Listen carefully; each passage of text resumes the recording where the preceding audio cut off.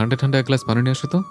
বড় একা একা লাগে আমার, বড় একা একা লাগে আমার, লাগে না ভালো, লাগে না ভালো। আছে ভালোবাসা নেই অধিকার, আছে ভালোবাসা নেই অধিকার, লাগে না ভালো, লাগে না ভালো। ও ও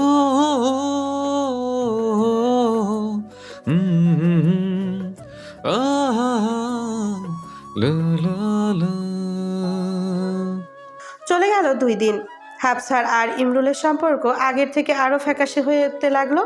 সন্দেহ যত গাঢ় হচ্ছে, হাফসা ইমরুলের দূরত্ব ততই বাড়ছে। সেদিন ননদের বাড়িতে গিয়ে যখন জানলেন খুনের দিন ইমরুল রোকসানার ঘরে লুকিয়ে গিয়েছিলেন, তাকে পানি খেতে দিয়েছিলেন, এসব শোনার পর থেকে হাফসা আর স্বাভাবিক হতে পারছেন না। ইমরুলকে দেখলেই ওই দিনটা নিয়ে প্রশ্ন তুলছেন, আর ততবারই তাদের দুজনের ঝগড়া হচ্ছে। বাড়ির পাশে খালি জায়গাটায় কিছু সবজি চাষ করেছেন হাফসা, বেছে বেছে শিম তুলছিলেন আর স্বামীর বিষয়টা নিয়ে ভাবছিলেন। তখনই পুরুষালী কণ্ঠে কেউ সালাম দেয়। আসসালামু আলাইকুম। হাফসা পাশ ফিরে তাকান। তানিল ও ঋত্বিক দাঁড়িয়ে আছে। সালামটা তানিল দিয়েছে। হাফসা মলিন হেসে সালামের জবাব দেন। হাফসার বিষণ্ণ চেহারা দেখে ঋত্বিক প্রশ্ন ছুড়ে। মন খারাপ? হাফসা একটা দীর্ঘশ্বাস ছেড়ে বলেন, কই ছিলে? তোমাকে খুঁজলাম, পেলাম না। তানিলের সাথে ছিলাম, আপনাকে নিয়ে গল্প করেছি পুরোটা সময়। তাই? ম্লান হাসেন হাফসা। তানিল ছেলেটা ওনার কাছে এতটা ভালো মনে হয় না। উনি অনেকবার দেখেছেন তানিল ওনাদের বাড়ির আশেপাশে ঘুরঘুর করে। এখন না হয় ঋত্বিকের জন্য আসে, ঋত্বিক না থাকলেও ওনাদের বাড়ির সামনে ঘুরঘুর করে। তার হাবভাব এতটা সুবিধা বলে মনে করেন না হাফসা। ঋত্বিক কিছুক্ষণ নীরব থেকে বলল, চাচাকে জিজ্ঞেস করেছিলেন খুন হওয়ার দিন দুপুরে রোকসানা খালার ঘরে গিয়েছিল কিনা? হাফসা তানিলের দিকে তাকান। বাইরের লোকের সামনে ঋত্বিকের অকপটে প্রশ্ন খারাপ লাগলো, তবুও ক্ষীণ করে জবাব দিল। কি বলল? বলল সে যায়নি। না গেলে সে জানলো কিভাবে রোকসানার পানির প্রয়োজন? তুমি কিছু বলনি আর? হাফসা আবার তাকান তানিলের দিকে। ঋত্বিক বুঝলো ওনার বারবার তাকানোর কারণ কি। সে বলল, ও সব জানে চাচিমা, চিন্তা করো না, কাউকে কিচ্ছু বলবে না। হাফসা ক্ষুণ্ণ মনা হয়ে কিছু একটা ভাবেন। অনেক মুহূর্ত চুপ থেকে বলেন, তোমার চাচাকে জিজ্ঞেস করেছি, না গেলে পানির প্রয়োজনের কথা কিভাবে জানলো? পলককে দিয়ে তো সে পানি পাঠিয়েছে। তখনই সে অস্বীকার করে যে সে পলককে দিয়ে পানি পাঠায়নি। আমাকে আরও রাগ দেখাচ্ছে। আমি কেন এতদিন পর পুরনো কথা তুলছি? বলেছে আমাকে এসব কে বলেছে? সে রোকসানার হত্যার দিন তার ঘরে গিয়েছিল। ঋত্বিক বলল, পালককে কিছু জিজ্ঞেস করেছিলেন? করেছি, ছলে বলে জিজ্ঞেস করেছি। সে বলল তার বাবা তাকে পানি নিয়ে যেতে বলেছিল। ঋত্বিক গভীরভাবে কিছু একটা ভাবলো। বুকে দলাপাকা দমটুকু ছেড়ে বলল, চাচা একদিন রোকসানা খালাকে ডাক্তারের কাছে নিয়ে গেছিলেন, আপনি জানেন সেটা? হাফসা অবাক হয়ে তাকান। উনি তো একদিনও দেখেননি। এসব কে বলেছে? তুমি জানলা কিভাবে? তানিল বলেছে। হাফসা তানিলের দিকে তাকান, ছলছল চোখ মেলে বিচলিত হয়ে জিজ্ঞেস করেন, ডাক্তারের কাছে কেন নিয়ে গিয়েছিলে? তুমি নিজে দেখছো নিয়ে যেতে। তানিল বলে, আমি চাচার দোকানে গিয়েছিলাম, তখন রোকসানা খালা ওখানে গিয়েছিলেন।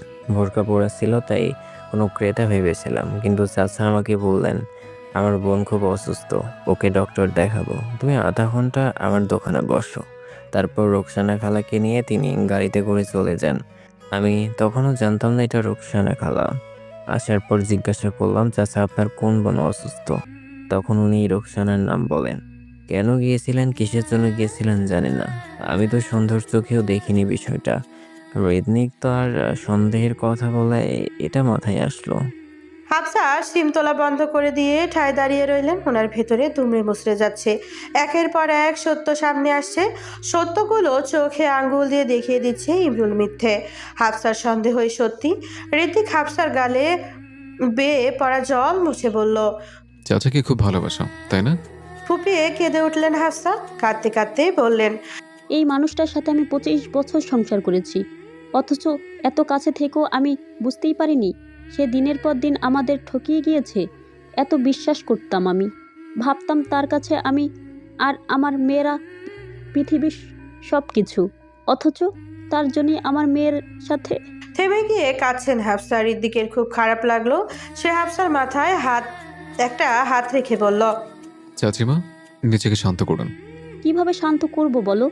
নিজের পাপ ঢাকতে নিজের মেয়েকে ফাঁসিয়ে দিয়েছে। অবুঝ একটা মেয়ে, কি দোষ ছিল আমার মেয়েটার? এভাবে কেন ফাঁসালো? তুমি ওকে জেলে দিয়ে দাও, ওর ফাঁসি হোক। ও মানুষ না, ও অমানুষ। ফ্যাস ফ্যাস করে কাঁদলেন হাফসা। তানিল করুণ চোখে তাকালো। মায়ের মতো একজন নারী কাঁদছেন দেখে তারও ভেতরে হু হু করে কেঁদে উঠল। কতটা ব্যথা পেলে একটা মানুষ এই বয়সে এসেও আবেগী কিশোরীর মতো কাঁদে। ঋতিক হাফসাকে মিথ্যে সান্ত্বনা দিতে বলল, আমাদের আরো শক্তপোক্ত প্রমাণ লাগবে চাচিমা। কেউ কারো ঘরে গিয়েছিল মানে সেই খুন করেছে, এটার কোনো যুক্তি নেই। তুমি চিন্তা করো না, হতেও পারে চাচি দোষী নয়। আমরা যা ভাবছি তা নাও হতে পারে। কেন, কি জন্য সব লুকিয়েছেন চাচা? আগে নয় সেটা জানি, তারপর এভাবে কেঁদো। এখন কেন কাঁদছ? হাফসা কান্না থামালেন না। উনি কেঁদেই গেলেন। তৈশী ও পালক মাকে সবজি তোলায় সাহায্য করতে এসেছিল। মায়ের দিকের সাথে কথা বলছে দেখে দুজন দাঁড়িয়ে যায়। তানিলকে দেখে তৈশীর চেহারা অন্ধকারে ছেয়ে গেল। যতটা রাগ ঋদ্দিকের উপরে, ততটাই রাগ এই তানিলের উপর। ধীর পায়ে সামনে এগিয়ে আসলো দুজন। ঋদ্দিক আলতো করে হাফসার চোখের পানি মুছে দিয়ে বলছে, এই সরল চোখে অশ্রু ঝরানোর অপরাধে চাচুর তো ফাঁসিতে ঝোলা উচিত। জল ভরা চোখ নিয়ে মলিন হাসলো হাফসা। হাসলো ঋতিকও। ছোটবেলা থেকে যে মহিলাকে পৃথিবীর সব থেকে জল্লাদ বলে মনে হতো, আজ সে মহিলাকে পৃথিবীর অন্যতম গুণবতী মহিলা বলে মনে হয়। মা, পালকের ডাক শুনে পাশ ফিরে তাকায় সবাই। তৈশী হাতে হাত ভাঁজ করে দাঁড়িয়ে আছে। তার পাশে দাঁড়িয়ে আছে পালক। সে মাকে বলল, কাঁচামরিচ তুলবো। হাফসা ছোট করে বললেন।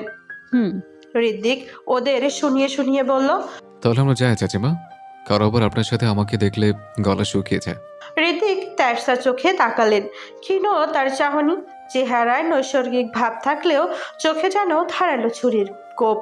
হাফসা ভাবলেন ঋতিক চলে যাওয়ার পর তৈশী ওনাকে কিছু বলবে, কিন্তু সে কিছু না বলেই মরিচ তুলতে লাগলো।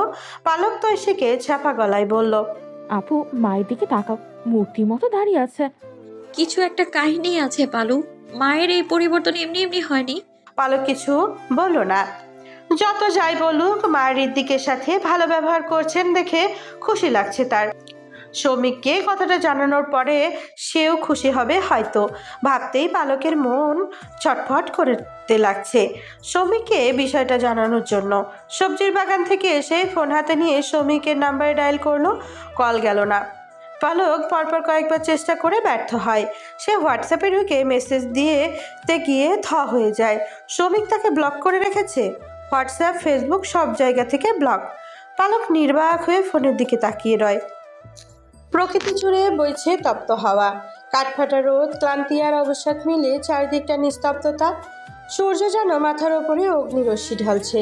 পালকের গায়ে উষ্ণতা অনুভব হচ্ছে না। সেটাই বসে আছে বাড়ির দক্ষিণ দিকে খোলা এক জায়গায় রাখা ব্রেঞ্চটার উপর। গতকাল সৌমিকের পরিবারের সবাই গ্রামে এসেছে। শুধু সৌমিক আসেনি। গুনে গুনে আজ 7 দিন পূর্ণ হলো সৌমিকের সাথে তার যোগাযোগ বন্ধ। সৌমিক বলেছিল পরের বার আসলে তার বাবাকে নিয়ে আসবে, কিন্তু তার বাবা ঠিকই এসেছে, শুধু সেই আসেনি। পালক সবার সামনে হাসি খুশি থাকলেও আড়ালে থাকতে পারে না। তার খুব কান্না আসে তখন। অন্তজুড়ে অবকীর্ণ যন্ত্রণা তাকে আঁকড়ে ধরে। সৌমিক ভাই তাকে মিথ্যে অনুভূতি কেন দিল? কেন স্বপ্ন দেখাতে শিখিয়ে নির্ঘুম রাত দিল? পেছন থেকে শুকনো পাতার ঝনঝন শব্দ কানে আসছে। শব্দ ক্রমাগত তার দিকে ধেয়ে আসছে। পালক খুব সাবধানে চোখ মুছে নিয়ে ফোন টিপতে লাগলো। এখানে বসে আছিস, আমি তোকে ওইদিকে খুঁজে মরছি। কেন খুঁজছো? আমাকে দিয়ে কি কাজ? পালক গলা ছেড়ে স্বাভাবিক হয়ে বলল, মা এসব কি শুরু করেছে পালু বলতো? আমি আর নিতে পারছি না। এখন এসে বলবে আমি ওর সাথে নাকি ওদের বাড়ি যাব। বাবার কথা না হয় বাদই দিলাম, সে তার ভাইয়ের কথায় উঠবোস করে, কিন্তু মা। তৈশী একটা দীর্ঘশ্বাস ছেড়ে বেঞ্চে বসলো। যখন মানার তখন মানেনি, এখন আমিই চাচ্ছি না তো এসে আহ্লাদ দেখাচ্ছে। পালক তৈশীর দিকে তাকিয়ে বলল, মানুষের ভাগ্যই এমন হয় আপু, যখন তুমি যেটা চাইবে না তখন সেটা ধরা দেবে, আর যখন খুব করে চাইবে তখন হারিয়ে যাবে। তৈশী চুপ থাকলো। সত্যি তো, আজ সে চাইছে না, তাও তার বাবা মা জোর করে ঋদ্দিকের ঘরে করাতে চাইছেন। অথচ একটা সময় এই মেয়ের সাথে সে তুমুল লড়াই করেছে ঋদ্ধিকের জন্য। তখন যদি মেনে নিতেন এত কিছুর সম্মুখীন হতো না সে। হাফসার ডাক শোনা যাচ্ছে, গলা ছেড়ে মেয়েদের ডাকছেন। বিরক্ত হলেও দুই বোন উঠে মায়ের কাছে গেল। হাফসা নিজের ঘরে ছিলেন। ওরা যেতেই তৈশির উদ্দেশ্যে বললেন, তুই কি আমার কথা রাখবি না? যাবি না তুই রিদমিকের সাথে? তুমি কি তোমার কথা রাখছো মা? কি কথা দিয়েছিলে আমাকে? ডিভোর্স করাবে? এটা ডিভোর্স করানোর নমুনা? ডিভোর্সি মুখের কথা নয়, যে বলবি আর হয়ে যাবে। যেতে বলছি যা। তোর বাবাও চাচ্ছে তুই ওই বাড়িতে যাবি। তৈশি ধৈর্যহারা হয়ে বুক গেল। বাবারা হয় বোকা মানুষ, তার ভাইয়ের পরিবার থেকে যেমন বোঝায় তেমনটাই বোঝে। তুমি তো বোকা নাও। তুমি কেন ওদের ধোকায় পড়ে গেলে? তোমার তো ওদের জালে আটকানোর কথা না। হাফসা কিছু একটা বলতে গিয়েও থেমে গেলেন। ঋদ্ধিক ওনাকে কড়া করে অনুরোধ করেছে তৈশিকে কিছু যেন না বলেন। সে তৈশিকে নিজে মুখে সত্যিটা বলতে চায়, তাও কোনো এক বিশেষ দিনে। তিনি তৈশির হাতের উপরে হাত রেখে মোলায়েম গলায় বললেন, আমি কারো কথাই আটকাইনি। ডিভোর্সের ব্যবস্থা আমি করছি। আপাতত তুই ওই বাড়িতে যা। আসার পর যা করার করব। রিদমিক আমাকে কথা দিয়েছে আগামীকাল তোকে আবার এখানে নিয়ে আসবে। শুধু তার বাবার কথা রাখার জন্য আজ নিয়ে যাচ্ছে। এই তো পাশের বাড়িতেই যাচ্ছিস। ঢাকাতে নয়, যাবি আর আসবি। তৈশি নিশ্চুপ থাকলেও তার চোয়াল শক্ত করে রইল। হাফসা পালকের উদ্দেশ্যে বললেন, পলক, তুইও যা ওর সাথে। পালক যে চায় না হাফসা তাকে বুঝিয়ে সুঝিয়ে রাজি করা। ঘণ্টাখানেক পর তৈশিদের উঠানে একটা গাড়ি এসে থামে। এটা ঋদ্ধিকের গাড়ি না, তৈশিকে নেওয়ার জন্য এনামুল গাড়ি পাঠিয়েছেন। হাফসার অনুরোধে তৈরি হতে যায় দুই বোন। তৈশি ঘরে ঢুকে দেখে ঋদ্ধিক কাগজপত্রে তার সকল জিনিস ঢোকাচ্ছে। তৈশি ওয়ার্ড্রপের ড্রয়ারে কিছু একটা খুঁজতে লাগে। ঋদ্ধিক কাজের ফাঁকে বারবার তৈশিকে দেখছে। একটা সময় সে তাকে শুনিয়ে শুনিয়ে একা একা বলতে লাগে, এত জিরো ফিগার বানিয়ে লাভ নাই। 2 দিন পর তো ডায়রিয়ায় আক্রান্ত মনে হবে। তৈশি কটমাট করে তাকিয়ে খ্যাক করে ওঠে। আমাকে না হয় ডায়রিয়া আক্রান্ত মনে হবে, আপনাকে দেখে তো হাতির উপাধি দিবে মানুষ। দিন দিন জানোয়ারের মতো হওয়ার থেকে আমার ডায়রিয়া আক্রান্তই থাকা ভালো। ঋত্বিক বাম কান থেকে ব্লুটুথ খুলে এনে চোখের ইশারায় হাত দেখিয়ে তৈশিকে হাতের ব্লুটুথ দেখালো। তারপর বলল, ফোনে কথা বলছে। লজ্জায় চুপসে গেল তৈশি। নিজের ওপর নিজের রাগ হলো। ঋত্বিক মিটমিটিয়ে হাসছে। ভাগ্যিস তৈশি ব্লুটুথ কানে লাগিয়ে চেক করেনি আসলেই ফোনে কথা বলছে কিনা, নয়তো গান শুনে ওর মেজাজ আরও বিগ্রাত। ঋত্বিক লাগেজে জিপার লাগাতে লাগাতে বলল, অযথা সবকিছু গায়ে মাখা বন্ধ করো। এভাবে চলতে থাকলে স্কিনের 12টা বাজিয়ে ফেলবে। তৈশি শুনেও না শোনার ভান করে রইল। ঋত্বিক বলল, মিসেস ডাইনি তোমার কি বলছে? তৈশি চোখ খিচে নিজেকে সংযত করে পার্সে ফোন রাখলো। ঋত্বিক আর ব্যাগ নিয়ে বেরিয়ে যেতে যেতে বলল, আর শোনো, 6 প্যাক আর হাতের তফাৎ শেখো, ভবিষ্যতে কাজে লাগবে। নিজে তো এক জীবন তবলার মতো 2টো গাল আর ঢোলের মতো শরীর নিয়ে চলেছ, এখন মানুষকে হাতের উপাধি দাও। তৈশি কিছু বলার সুযোগ পেল না। ঋত্বিক লম্বা লম্বা পা ফেলে চৌকাঠ পেরিয়ে অলিন্দে চলে গেল। এক পলকেই এটা কি বলে গেল সে? তৈশি ঢোলের মতো ছিল। ঋত্বিকের বাড়ির সামনে এসে গাড়ি থামলো। এনামুল হক তৈশিকে গাড়ি থেকে নামাতে এগিয়ে এলেন। ওদের গ্রামেই 2জন লোক আছেন এনামুলের সাথে, হয়তো কাজের জন্য রেখেছেন ওনাদের। ভদ্রতার খাতিরে তৈশি চুপচাপ নেমে গেল। এনামুল তৈশির সাথে পালককে দেখে বেশ খুশি হলেন। গাড়ি থেকে নেমেই তৈশি আর ফিহার চোখাচোখি হয়ে গেল। তৈশিকে দেখে ফিহার ক্ষুণ্ণ চেহারায় আর একটু অন্ধকার নেমে আসে। তবুও ভদ্রতা বজায় রাখতে কোনো রকম জিজ্ঞেস করলো, ভালো আছো? তৈশি ছোট করে বলে। হুম। পালক ফিহাকে সালাম দেয়। ফিহা এবারও যেন কোনো রকম জবাবটা দিল। ঋত্বিক হাতে ব্যাগ ঝুলিয়ে গাড়ির ওপাশ থেকে এসে ফিহার মাথায় চাপড় দিয়ে বলল, কি রে চশমেশ? ফিহা পেছনে ঘুরে তাকায়। কোনো এক অজ্ঞাত কারণে তার চেহারায় বিবর্ণতা ফুটে ওঠে। কোনো কথা না বলে ভাইয়ের মুখের দিকে তাকিয়ে থাকে নির্বিকার হয়ে। ঋত্বিক মৃদু হাসল। এখনও হয়তো তার উপর অভিমান করে আছে, কিন্তু তাকে অবাক করে দিয়ে ফিহা ঋত্বিককে জড়িয়ে ধরে ফুপিয়ে উঠল। ফিহা কাঁদছে। ঋত্বিক জিজ্ঞেস করলো, কি রে পাগলি, কি হয়েছে? ইনামুল বললেন, অনেক দিন পর তোকে দেখলো তো, তাই কান্না আটকাতে পারেনি। ফিহা ঋত্বিককে ছেড়ে চোখ মুছে ঋত্বিকের হাতের ব্যাগ নিয়ে পালক ও তৈশির উদ্দেশ্যে আসো তোমরা। বলে ভেতরে পা বাড়ালো। ঋদ্ধিকের কপালে চিন্তার রেখা। সে তার বোনকে খুব ভালো করে চিনে। খুব সহজে কাঁদে না এই মেয়েটা। 8 বছর পর দেশে আসার পরে কেঁদে রিসিভ করেনি, সেখানে মাত্র 15 দিন। আপাতত এ বিষয়টা ভাবলো না সে। দ্রুত পা বাড়িয়ে গিয়ে তৈশির হাত ধরলো। তার হাত ধরে তৈশির এ বাড়িতে আগমন হোক। তৈশি হাত চালাতে চাইলেও পারে না। ঋদ্ধিক শক্ত করে ধরেছে। ঘরের ভেতরে পা রেখে বুকটা হুহু করে ওঠে তৈশির। এই বাড়িতে এত এত স্মৃতি মিশে আছে। প্রতিটি কোণায় কোণায় ছড়িয়ে ছিটিয়ে আছে লুকিয়ে লুকিয়ে সাক্ষাৎ করার মুহূর্তগুলো। ঋত্বিক তৈশিকে নিয়ে ওপরে চলে গেল। পালক এনামুল হকের সাথে সোফায় বসেছে। 2-3 জন লোক এটা ওটা গোছাচ্ছে। গতকাল আসার কারণে হয়তো সব কিছুই এলোমেলো। খুব চেনা একটা হাসির শব্দ শুনে আসতেই বুকটা ধুক করে উঠল পালকের। ঘাড় ঘুরিয়ে পেছনে তাকিয়ে অপ্রত্যাশিত মানুষটিকে দেখে হতবাক হয়ে যায় সে।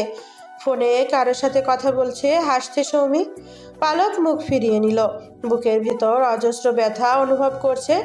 সৌমিক এখানে এসেছে? তাহলে কাল যে ঋদ্ধিককে সে ফোনে বলল সে আসেনি। সৌমিক ইচ্ছে করেই মিথ্যে বলেছে, কিন্তু কেন? বুক ফেটে কান্না আসছে পালকের। নিজেকে স্বাভাবিক রাখার আপ্রাণ চেষ্টা করছে। চাচার সামনে বসে আছেন, ওনাকে কিছু বুঝতে দেওয়া যাবে না। এনামুল হক রীতা নামের কাউকে বলে নাস্তা দিতে বললেন। সৌমিককে ডাক দেন। সৌমিক ফোন রেখে এগিয়ে আসলো। সোফার সামনে এসে থেমে গেল সে। তার বাবার পাশে পালক বসে আছে। পালককে হয়তো এখানে আশা করেনি। এনামুল সাহেব বললেন, দেখ কারা এসেছে। পালক ও সৌমিকের চোখাচোখি হয়ে যায়। দ্রুত চোখ সরিয়ে নেয় পালক। সৌমিক জোরপূর্বক হেসে বলে, আরে পালক যে, ভালো আছো? পালক ক্ষীণ করে বলে। জি। তার দৃষ্টি নিচেই রইল। চোখ তুলে আর তাকালো না উপরে। সৌমিকের ফোন বেজে ওঠে। সে আর দাঁড়ায় না। ফোনের দোহাই দিয়ে দ্রুত প্রস্থান করে ড্রয়িং রুম। ঋত্বিকের রুমের অবস্থা দেখে মেজাজ খারাপ হচ্ছে তৈশির। একটা আলমারি আর ওয়ার্ড্রোব ছাড়া পুরো রুমে একটা জিনিসও নেই। সব থেকে বড় কথা, সোফা খাট কিছুই নেই। তৈশির মস্তিষ্ক চট করে ভেবে নিল আজ তাকে এই বাড়িতে থাকতেই হবে। এই বাড়িতে থাকা মানে তাকে ঋদ্ধিকের সাথে থাকতে দেওয়া হবে। এই রুমে যা অবস্থা, ঘুমালে দুজনকেই নিচে ঘুমাতে হবে। ভেবেই গা গুলাতে লাগে তৈশির। সে ঋদ্ধিককে প্রশ্ন করে, এটা বেডরুম? ঋদ্ধিক আলমারিতে ব্যাগ রাখতে রাখতে বলল, কেন, সন্দেহ হচ্ছে? একটা হল রুমকে আপনি বেডরুম বানিয়ে দিচ্ছেন, থাকবো কিভাবে এই রুমে? ঋত্বিক ইনোসেন্ট ফেস বানিয়ে বলে। ছি তৈশি, রুমে ঢুকে কিসব চিন্তা শুরু করে দিয়েছ? থাকবো মানে? তৈশি প্রথমে বেকুব বনে গেল। সে আহাম্মকের মতো তাকায়। তারপর মুহূর্তেই চোখ মুখ শক্ত করে বলে, আপনি যেরকম জঘন্য, আপনার চিন্তা ভাবনাও জঘন্য। ঋত্বিক তৈশির চোখে তাকিয়ে কিছু বলার জন্য ঈষৎ ঝুঁকতেই তৈশি চট করে 2 পা পিছিয়ে যায়। 2 হাতে নিজের গলার 2 পাশ হাত দিয়ে ঢেকে চোখ বড় বড় করে তাকায়। ঋত্বিক খানিকটা অবাক হয়। তারপর কি একটা ভেবে চোখ ছোট করে তাকিয়ে বলল, চিন্তা ভাবনা তো দেখছি তোমার জঘন্য। আমি তো কিছু বলতে চাচ্ছিলাম, কিছু করতে না। তৈশি আবারও বেকুবের মতো তাকায়। তবে এবার আর বলার মতো কোনো কথা গোছাতে পারলো না। সে তো ভেবেছিল বরাবরের মতো ঋত্বিক তার সাথে অঘটন টঘটন করে বসবে। ঋত্বিক চলে গেল ওয়াশরুমে। যেতে যেতে বলে গেল, আমি ভাই সহজ সরল মানুষ, কেউ আবার আমার ইজ্জত লুটে না নেয়। বিকেলের দিকে এনামুল হক বাজারে গিয়েছেন।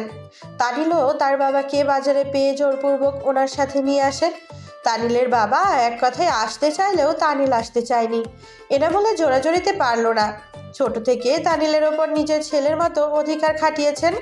ঘরের ভেতর ঢুকে এনামুল গলা ছেড়ে ঋদ্ধিককে ডাক দেন। সোফায় বসলো তানিল। এনামুল আর তানিলের বাবা গল্প করছেন।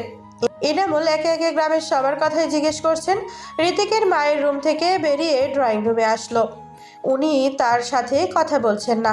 অদ্ভুত বিষয় হলো তার মাকে আগের মতো এত গুরুত্ব দিচ্ছেন না ঋত্বিক। ড্রয়িং রুমে এসে বাবা ও তানিলের সাথে বসে থাকতে দেখে এগিয়ে আসলো। তানিলের পিঠে চাপড় দিয়ে তার পাশে বসে বলল, আসসালামু আলাইকুম চাচা।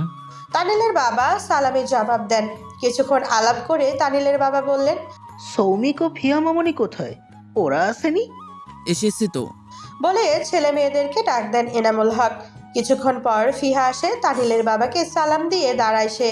উনি তাকে লেখাপড়া নিয়ে 2-1টা প্রশ্ন করেন। ফিহা ক্ষীণ করে উত্তর দেয়। চোখজোড়া একবারের জন্য উপরে তুলে না। তানিলের বাবা এনামুল হকের উদ্দেশ্যে বললেন, মেয়ে তো দেখি বড় হয়ে গেছে, বিয়ে শাদী দেবেন? ভালোই, ছেলের সন্ধানে আছে। আমার কাছে খুব ভালো একটা ছেলে ছিল। আমি চাচ্ছিলাম মেয়েকে শহরে বিয়ে দিতে, দেখা যাক কি হয়। ফিহা তার বাবাকে বলে। বাবা, আমি উপরে যাচ্ছি। ফিহা এক মুহূর্ত না দাঁড়িয়ে দ্রুত পায়ে চলে গেল। এনামুল সাহেব হেসে বললেন। লজ্জা পেয়েছে। সবাই মৃদু হাসলো। এনামুল তানিলকে জিজ্ঞেস করলেন, তুমি তো বিয়ে করেছো শুনলাম, বউ নিয়ে একদিন আমাদের বাড়িতে এসো। তানিল জোরপূর্বক হাসে। ঋত্বিক বলে, বাবা ওর ডিভোর্স হয়ে যাবে মনে হয়, বউ বাপের বাড়ি আছে। এনামুল অবাক হয়ে শুধালো। কেন, কির জন্য ডিভোর্স হবে? তানিল অপ্রস্তুত হয়ে যায়। লজ্জা নাকি সংকোচ কি যেন তাকে আঁকড়ে ধরে। বসা থেকে উঠে বলে, আমি আর যাচ্ছি চাচা, অন্যদিন আসবো। চলে যায় তানিল। তার পিছু পিছু ছুটে ঋত্বিকও। এনামুল বিস্ময় নিয়ে তানিলের বাবার দিকে তাকান। বিয়ের 1 মাসও হয়নি আর এখনই ডিভোর্স। ম্লান মুখে তানিলের বাবা বললেন, ওদের বোনাবনি হয় না ভাই, আমাদের যুগে আমরা মানিয়ে নিতাম, আর ওরা মানিয়ে নেওয়াকে ছ্যাঁচড়ামু বলে। বিশাল আকাশের নিচে একসাথে প্রাণীর স্পন্দন বইছে। কেউ হাসছে তো কেউ কাঁদছে, কেউ বা পালকের মতো মন খারাপ করে আকাশের দিকে তাকিয়ে আছে, আর কেউ ভাবছে জীবনে প্রেমে পড়ার মতো অপরাধ আর একটাও নেই। যে প্রেমে পড়েনি সে কখনো পুড়েনি। লম্বা একটা দম ছেড়ে চোখ বন্ধ করে পালক। সৌমিকের হাস্যোজ্জ্বল মুখটা চোখে ভেসে উঠেছে। কানে বাজছে ভালোবাসি মায়াবতী বলা কথাটি। মানুষটা তাকে এড়িয়ে যাচ্ছে আর সে তাকে নিয়ে ভাবছে। নিজের প্রতি নিজের ধিক্কার এলো। রেলিংয়ে রাখা হাতটার উপরে কারো হাতের স্পর্শ পেয়ে চমকে ওঠে। চোখ খুলে পালক। ছাদের কোণে লাগানো বাতির আবছা আলোয় সৌমিককে দেখতে পায়। চট করে তেজস্বী সূর্যের মতো জ্বলে উঠল সে। ঝাড়া মেরে হাত ছাড়িয়ে বলল, ছবে না আমায়। ঝুলে কি করবে?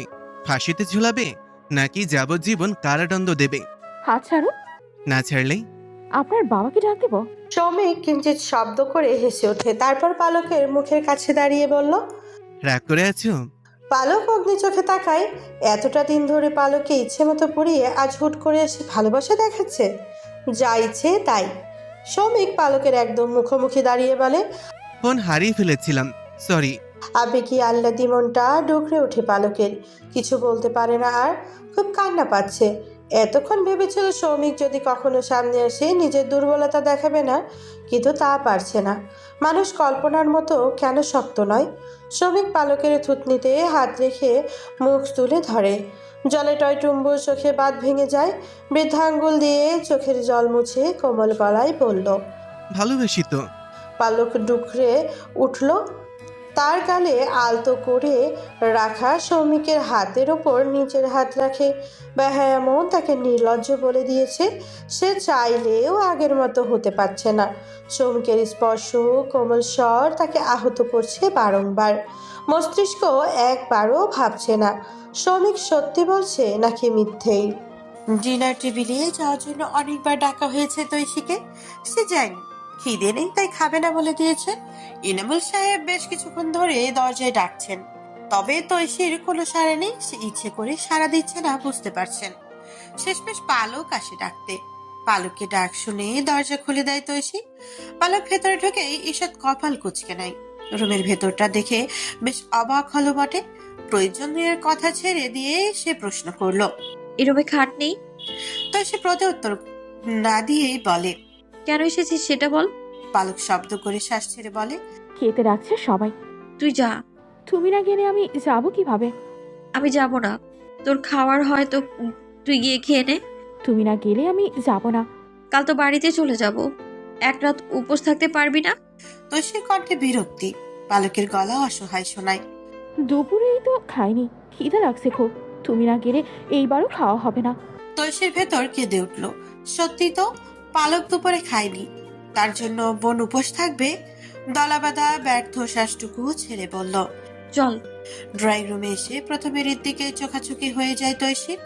ঋত্বিক রুম থেকে বেরিয়ে আসার পর যে তৈশী দরজা বন্ধ করেছিল আর খুলেনি। ঋত্বিক বারবার দরজায় ডাকলেও দরজা খোলা হয়নি। খেতে আসার জন্য সে গিয়েও কয়েকবার ডেকে এসেছে। তৈশী কোনো সাড়া দেয়নি তাকে। টেবিলের পাশে আসার পরপরই শেফালির সম্মুখীন হলো তৈশী। উনি তৈশীকে দেখেও না দেখার ভান করে হাতের বাটি টেবিলে রাখলেন। ওদের দুই বোনের অপেক্ষায় ফিহা বাদে টেবিলের সবাই খাওয়া শুরু করেনি। ফিহা তার মতো করে খেয়ে যাচ্ছে। তৈশি আশেপাশে না তাকিয়ে ফিহার পাশের চেয়ার টেনে বসে। পালক তৈশির পাশের চেয়ার টেনে বসলো। তার বিপরীত পাশে ডান দিকে সৌমিক বসেছে। পালক চোখ তুলে সৌমিকের দিকে তাকায়। সৌমিক অবাক হয়ে তৈশির দিকে তাকিয়ে আছে। পালক অবাকের কারণ বুঝতে তৈশির দিকে তাকালো। তৈশির প্লেটে তরকারি নিচ্ছে। এতক্ষণ তার অপেক্ষায় কেউ খাচ্ছিল না, অথচ সে এসেই খাওয়া শুরু করে দিয়েছে।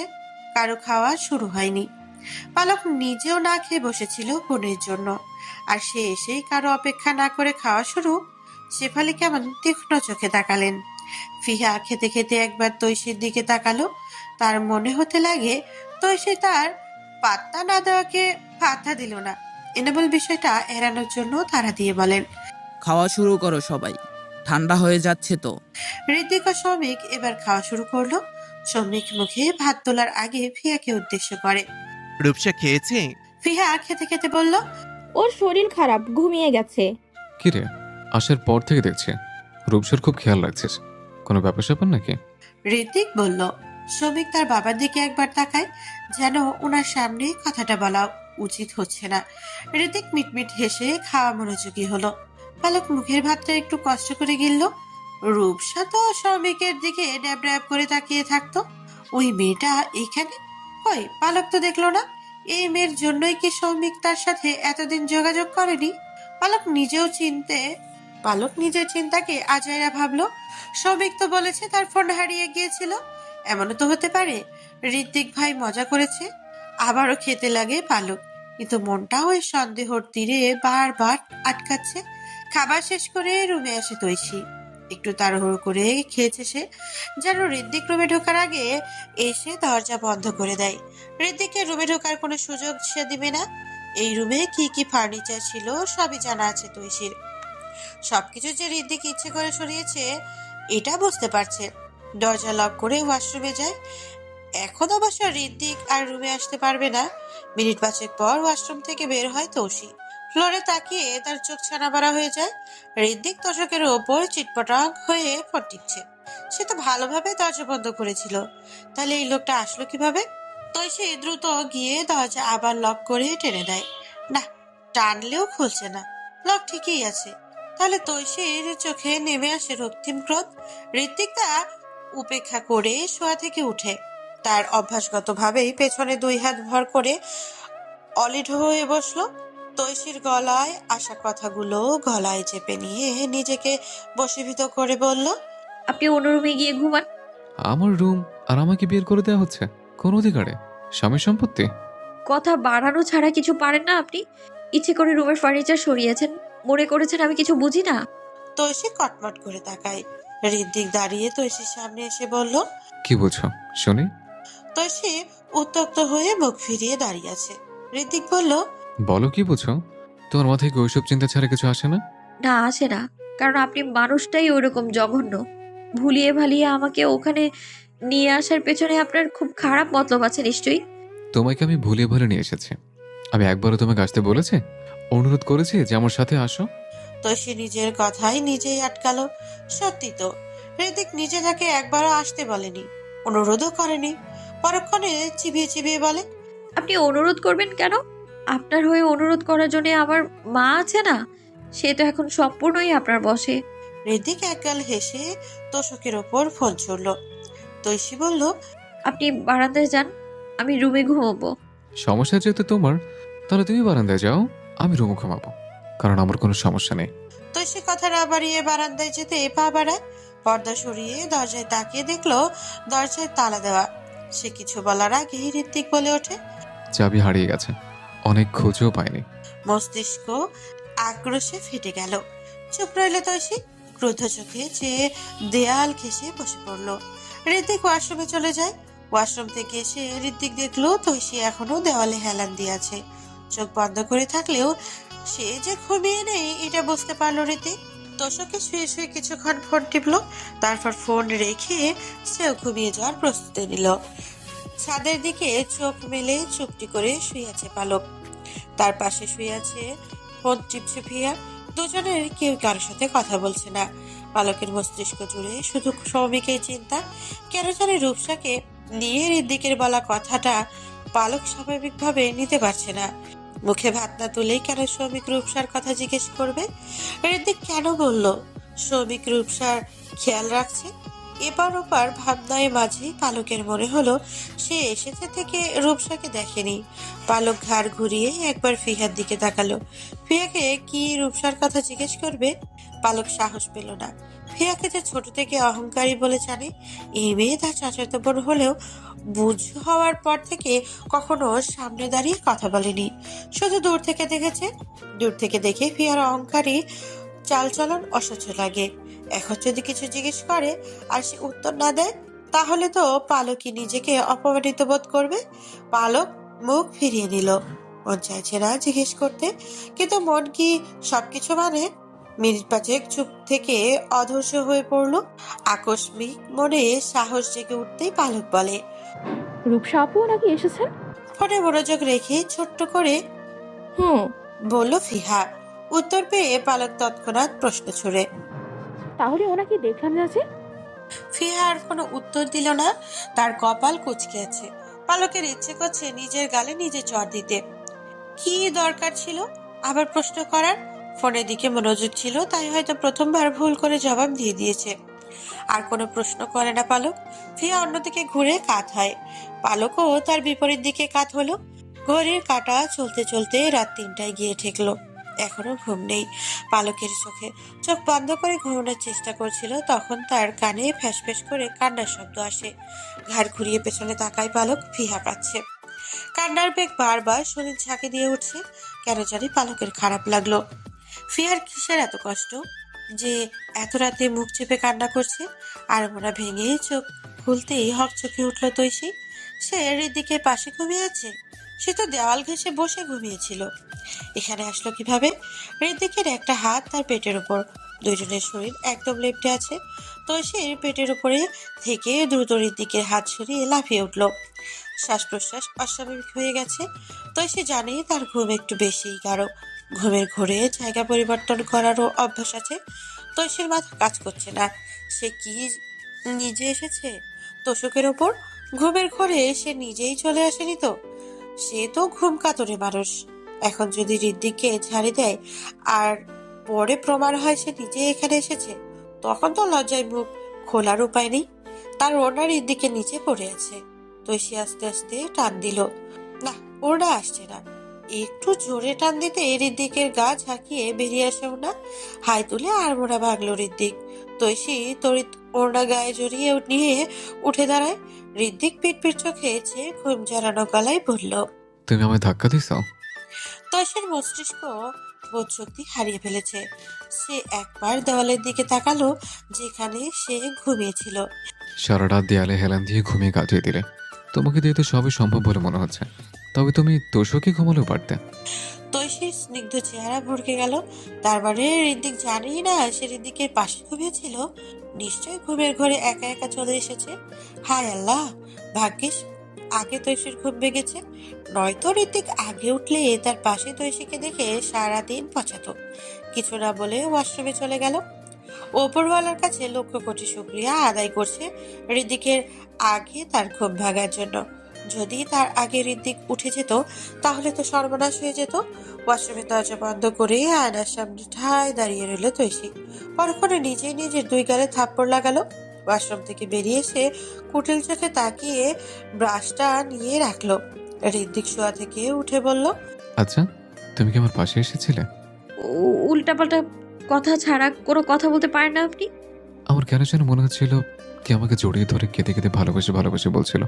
আর কি কি অকাজ কুকাজ করেছে। এসব স্বপ্ন ছিল নাকি বাস্তব মনে করতে পারছি না। মানুষটাকে জিন? আচ্ছা, জিন নয় তো? নোংরা মস্তিষ্কের মানুষের তো নোংরামও স্বপ্নে থাকবে।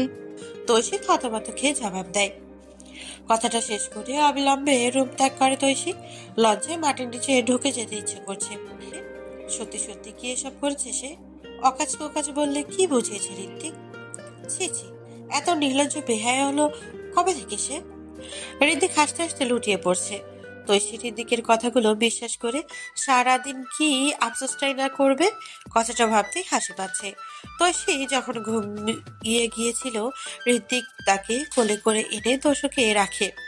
ঘুমন্ত তৈশীর সাথে হৃদিক কতগুলি টুকটাক অন্যায় করেছে, তা যদি তৈশী জানতো তাহলে আজ নিশ্চয়ই ছোটখাটো একটা যুদ্ধ হয়ে যেত। অনেক ডাকাডাকির পর তৈশী নাস্তা করতে না আসায় হৃদিকের কথায় তার নাস্তা উপরে পাঠানো হয়েছে। পালক, ফিহা, হৃদিক ও তার বাবা নাস্তা করতে বসেছে। শ্রমিক টেবিলে নেই। পালকের চোখ শ্রমিককে খুঁজছে, তবে তার থেকে বেশি খুঁজছে রূপসাকে। হৃদিক বলল, কি রে ফিহা, শ্রমিক কই? ঘুমাচ্ছে, ডেকেছি ওঠেনি। আর রূপসা? ওই তো আসছে। তির্যক চোখে তাকায় পালক। ওর আঁকুপাকু মন এতক্ষণ রূপসার খোঁজ ছিল। মন মারা হয়েছে আর টেনে বসে রূপসা। পালককে দেখে প্লান হেসে হাই তুলে বলল। পালক হাই বলে মৃদু হাসে। আর কোনো কথা হলো না। দুজনে নাস্তা শুরু করে দিয়েছে। শেফালি চা নিয়ে আসলেন। হৃদিক বলল, তুমিও বসো আম্মা। শেফালি কোনো কথা বললেন না। হৃদিক বলল, এতদিন ফোন তোলনি, দিনে কতবার করে তোমায় ফোন দিয়েছে? খালাসের পর থেকেই যাই জিজ্ঞেস করছি চুপ থাকছো, কথা বলছো না। এভাবে থাকা যায় বলো? শেফালির মুখে এবারও কোনো রানী। হৃদিকের বাম পাশে তার বাবা বসেছেন। শেফালি ওনাকে চা দিচ্ছেন, তাই হৃদিকের পাশেই দাঁড়ানো। হৃদিকের ফোনে কল এসেছে। ফোনের স্ক্রিনে জলজল করে উঠেছে চাচিমা লেখাটা। ওনার গা জ্বলে উঠল। হৃদিক ফোন রিসিভ করে শুধু হা হা করছে। ফিহা দুটো কাপ হাতে নিয়ে একটা পালকের সামনে, একটা রূপসার সামনে রাখলো। তারপর নিজে একটা নিয়ে আর একটু চিনি মিক্সড করে চুপচাপ খেতে লাগলো। শেফালি ক্রোধান্বিত চোখে তাকিয়ে আছেন। হৃদিক ফোনে বলল, আমি আজই যাব, তুমি একদম চিন্তা করো না, আমি আছি তো। ঠিক আছে, এবার লক্ষ্মী মেয়ের মতো কিছু খেয়ে নাও। ফোনের ওপাশ থেকে কি যেন বলল হাফসা। হৃদিক বলে, আচ্ছা তাহলে আমি এক্ষুনি আসছি। ফোন রেখে দিয়ে চেয়ার ছেড়ে দাঁড়ায় হৃদিক। এনামুল হক বললেন, কে রে, কই যাবি? হৃদিক পেছনের দিকে যেতে যেতে বলে। একটা কাজ বাবা। শেফালির হাতে ক্যাথলিটাচ করে টেবিলে রাখলেন। টেবিলের সবার চোখ নিক্ষেপ হয় ওনার উপর। রাগে ফুঁসছেন তিনি। হৃদিক বাহিরের দিকে যেতে যেতে বলল, বাবা, কিছু লোক আসবে ফার্নিচার নিয়ে, তুমি বাড়িতেই থেকো, আমি আসতে পারবো না। কিসের ফার্নিচার? আমার রুমের জন্য। ইনামুল আর কিছু বললেন না। শেফালি রাগে ড্রয়িং রুম থেকে চলে যান। হাফসার ফোন পেয়ে খাবার রেখে উঠে গেল হৃদিক। ওনার ছেলে ওনারই শত্রুর ডাকে কুকুরের মতো দৌড়ে যাচ্ছে, এটা একদম মেনে নিতে পারছেন না তিনি। ফার্নিচার আস্তে আস্তে বেলা 3টা বেজে যায়। ফার্নিচারের ট্রাকের সাথে তানিলের বাইক এসে থামলো। হয়তো হৃদিক তাকে পাঠিয়েছে। সবে ঘুম থেকে উঠে বাইরে গিয়েছে, আর আসেনি। দুই ছেলের একজনও বাড়িতে না থাকায় এনামুল বেশ খুশি হলেন তানিলকে দেখে। ফার্নিচার নিয়ে আসা লোকগুলোকে দেখিয়ে দেখিয়ে দিতে হবে কোথায় কি রাখবে। মাঝে মধ্যে তাদেরকে ধরাধরিতেও সাহায্য করতে হবে। এখন ওনার কাজটা তানিল করে নেবে। সবাই ফার্নিচার উপরে তুলতে লাগার পর এনামুল শেফালিকে বলেন চা পানির ব্যবস্থা করতে। শেফালির মুখের উপরে না বলে দেয়। এনামুল কথা না বাড়িয়ে ফিহাকে ডাকেন। বিরক্ত হলেও চা বানাতে চায় ফিহা। কিচেনে যাওয়ার পথে চোখ আটকায় করিডোরে। তানিল তৈশীকে কিছু একটা বলছে, কিন্তু তৈশী শুনতে চাইছে না। ফিহাকে দাঁড়ানো দেখে কেমন চুপসে গেল তানিল। তৈশী আর দাঁড়ালো না, দ্রুত প্রস্থান করলো করিডোরে। তানিল ফিহার দিকে না তাকিয়ে চলে যায়। ক্রমাগত ঘটনা ফিহার মনে সন্দেহ তীব্র করছে। তানিল আর তৈশীর মধ্যে কি কিছু চলছে। ঢাকায়ও তানিল তৈশীর পিছু পিছু দৌড়াতো, সুযোগ পেলেই তৈশীর সাথে কথা বলতো। এখানেও তাই। ওদের মধ্যে কি কোনো সম্পর্ক ছিল? হৃদিক কি জানে সব? 2-3 দিন হলো ইমরুল হক খেয়াল করছেন হাফসা ওনার সাথে কোনো কথা বলেন না। শুধু খাবার চাইলে খাবার দেয়, কিছু দিতে বললে এগিয়ে দেয়, কিন্তু কথা বলেন না। প্রথমে বিষয়টা গুরুত্ব না দিলেও এখন বিষয়টি ইমরুল হককে খুব ভাবাচ্ছে। একই বাড়িতে একই ঘরে থেকে কথা না বলে থাকা অসম্ভব। ইমরুল হক হাফসার পাশে বসে তার মুখের দিকে তাকালেন। খাটের এক কোণে হেলান দিয়ে 2 হাঁটু ভাঁজ করে বসে আছেন হাফসা। দেওয়ালের দিকে শূন্য চোখ মেলেই আকাশ পাতাল কি যেন ভেবে যাচ্ছেন। ইমরুল হক হাফসার একটা হাতের উপরে নিচের হাত রেখে প্রশ্ন ছুড়লেন, তুমি কি কোনো কারণে আমার উপর রেগে আছো? হাফসা আগের মতোই আছেন। ইমরুল ফের বললেন, সে যে এসে হাসি মুখে ধন্যবাদ জানালে ঋত্বিকের সাথে তৌসির বিয়ে দেওয়ার জন্য, এরপর থেকে আমার সাথে আর কথা বলনি। এটা খেয়াল আছে তোমার? হাফসা ইমরুলের হাতের নিচ থেকে নিজের হাত সরিয়ে নিলেন, গম্ভীর গলায় বললেন, কথা বলিনি। কথা না বললে তোমার মুখ থেকে মিথ্যা জবাবটা কিভাবে শুনছিলাম? ইমরুল হক উদ্বেগী হয়ে ভাবেন তিনি কি এমন মিথ্যে বললেন। বেশ দূর না ভেবেই স্মরণ হয়ে যায় রোকসানাকে নিয়ে হাফসার প্রশ্নের কথা, যে প্রশ্নের উত্তর ইমরুল হক মিথ্যে দিয়েছিলেন। ওনার চেহারা চুপসে যায়, কি বলবেন আর ভেবে পেলেন না। হাফসা হাঁটুতে মুখ গুজে ফুপিয়ে কেঁদে উঠলেন। ইমরুল হকের কলিজা ছিঁড়ে যায়। হাফসার কান্না সহ্য হয় না ওনার। কান্নারত হাফসার মাথায় হাত রাখতেই এক ঝটকায় হাত সরিয়ে দেন হাফসা। কেঁদে কেঁদে তিনি বলেন, এত বছর সংসার করেও আমি তোমাকে চিনলাম না। এটা আমার ব্যর্থতা নাকি ভাগ্য বলো? আমি সব মেনে নিতে পারছি, সব, কিন্তু একজন মা হয়ে আমার মেয়ের সাথে হওয়া অন্যায় মেনে নিতে পারছি না। তুমি কিভাবে পারলা? তুমি তো বাপ ছিলা, তাই না? বাপ হয়ে নিজের মেয়েকে এত বড় কলঙ্ক দিলা, বুক কাঁপলো না? ইমরুল হক হতভম্ব হয়ে বললেন, তুমি ভাবছো আমি তৌসিকে ফাঁসিয়েছি? খুন আমি করেছি। এতদিন একটা ভয় ছিল তুমি আমাকে রোকসানার ব্যাপারে সন্দেহ করো, এখন তো দেখছি তুমি আমাকে খুনিও ভাবো। তুমি খুনি। তুমি খুন করেছিলে রোকসানা আপাকে, যেন লোকজনের চাপে পড়ে সে তোমার নাম বলে না দেয়। আমি তোমাকে যখন জিজ্ঞেস করছিলাম তার সাথে তোমার কোনো সম্পর্ক ছিল কি না, তুমি আমাকে ধমক দিতে, বলতে আমি সন্দেহ করছি। তুমি এটা সন্দেহ করো, এটা সন্দেহ করে বলে বারবার আমাকে দোষারোপ করতে। সব যদি আমার সন্দেহ হয় তাহলে সত্যি কোনটা বলো? কোনো সত্যি টত্যি নেই। তুমি আগেও সন্দেহের উপরে ছিলা, এখনো সন্দেহের উপরে আসো। রোকসানা আমার বোনের মতো। হ্যাঁ, এজন্য তুমি আমাকে লুকিয়ে ওর ঘরে যেতে, আমার অজান্তেই তুমি ওকে চিকিৎসা করতে। আমি চিকিৎসা করিয়েছি। এখন ওটাও স্বীকার করবে? তানিল ছেলেটাকে দোকানে বসিয়ে তুমি ডাক্তারের কাছে যাওনি রোকসানাকে নিয়ে? ইমরুল হক গর্জে ওঠেন, কেউ তোমাকে কিছু বললেই কেন সন্দেহ শুরু করে দাও? তুমি সত্যি বলছো, এত বছর তুমি আমার সাথে বৃথা সংসার করেছ, একটু চিনতে পারোনি আমায়। হাতে হ্যাচকা টান পড়তেই ভূমিকম্পের মতো উঠে পালক। চিৎকার করার আগেই মুখের উপর একটা হাত চেপে বসে। দ্রুত টান খাওয়া হাতের ফোনটা ধপ করে উল্টে পাল্টে ফ্লোরে পড়ে যায়। এনামল সিঁড়ি ভেঙে উপরে যাচ্ছেন, কিছু একটা পড়ার শব্দে থেমে যান। শ্রমিক পালকের দিকে আরেকটু চাপলো, যেন লুকানোর জন্য দেওয়ালের সাথে মিশে যেতে চায়। এনামল আশেপাশে তাকিয়ে কাউকে দেখতে না পেয়ে নিজের পথ ধরলেন। পালক মুখ থেকে শ্রমিকের হাত সরিয়ে ফিসফিস করে বলে, এসব কি? যদি চাচা দেখতো? দেয়াল চেপে দাঁড়ানো পালকের দুই পাশে হাত রেখে শ্রমিক হিমশীতল কণ্ঠে আস্তে করে বলে, দেখুক। পালক ভেঙচি কেটে কিছু বলে না। শ্রমিক বলে, চোখ তুলে তাকাও। পালক চোখ তুলে তাকায়, অভিমানে সিক্ত কণ্ঠে বলে, রূপসাপুর এত খেয়াল রাখেন কেন? এত চিন্তা ওনার জন্য? শ্রমিক মৃদু হেসে বলল, এত ইনোসেন্ট ফেস নিয়ে তাকালে তো কোরবান হয়ে যাব। একদম কথা ঘোরাবেন না। রূপসাপুর সাথে এত মিশেন কেন? না মিশলে তুমি খুশি হবে? বলতে বলতে পালকের দিকে একটু ঝুঁকলো শ্রমিক। তার নিঃশ্বাসের স্পর্শে গায়ের পশম কেঁপে ওঠে পালকের। এত কাছে কখনো আসা হয়নি তার। চোখ বন্ধ করে নেয় সে, নির্লজ্জ আবেগ কিছু একটার অপেক্ষা করছে। কিন্তু কয়েক মুহূর্ত পেরিয়ে গেলেও শ্রমিকের সাড়া নেই। কণ্ঠিত চোখ জোড়া ওপরে তুলে পালক, শ্রমিক নেই। কখন চলে গেল? হাঁটার শব্দ শোনা যায়নি। বুকের গহীনে অদ্ভুত ব্যথা অনুভব করে পালক। এভাবে শ্রমিক চলে গেল কেন? লজ্জা পেয়েছে হয়তোবা। লজ্জার কথা ভেবে নিজেই লজ্জায় লাল হয়ে যায় পালক। আজ বাড়িতে চলে যাওয়ার কথা থাকলেও যাওয়া হবে বলে মনে হচ্ছে না তৈশীদের। ঋদ্বিক সেই সকালে বেরিয়েছিল, সন্ধ্যা নেমে গেছে, সে এখনো বাড়িতে আসেনি। এনামুল হক তৈশীকে বলে দিয়েছেন ওনারা যদি এখানে থাকবেন তৈশীও ওনাদের সাথে থাকবে। তৈশী ওনাকে কিছু বলেননি, তবে কথাগুলো জমা রেখেছে ঋদ্বিকের জন্য। ঋদ্বিক আসলে সে ইচ্ছে মতো যা তা বলবে। একদিনের কথা বলে নিয়ে এসে এখন বাপকে দিয়ে অন্যটা বেলাচ্ছে। দুই বোন একা একা চলে যেতে পারত, কিন্তু মা বাবার অনুরোধ করেছেন ঋদ্বিকে ছাড়া ওরা যেন না যায়। ঋদ্বিক ও তাদের বাড়ির দূরত্ব পায়ে হেঁটে হলেও প্রায় আধা ঘন্টা লেগে যায়, আর গাড়িতে হলে মাত্র 5-10 মিনিট। গাড়ি চড়ার জন্য আবার বাজারে যেতে হবে, তারপর রিজার্ভ করা লাগবে। এত ঝামেলা করতে ভালো লাগে না তৈশীদের।